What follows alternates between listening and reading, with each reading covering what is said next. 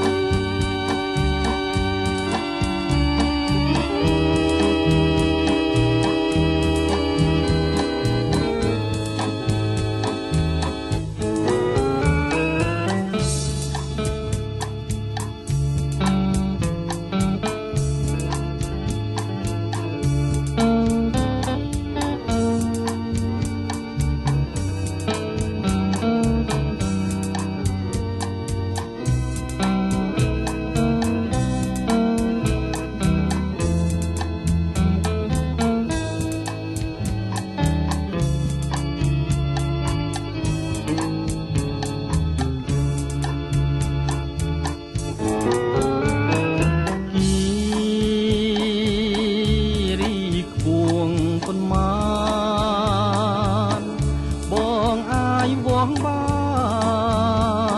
នស្មានត្រូវដែរថ្លៃគង់ជាធ្លុះបាតដី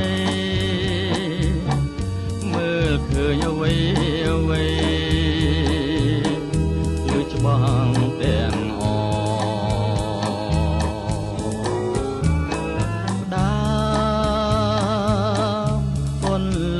ស្នេ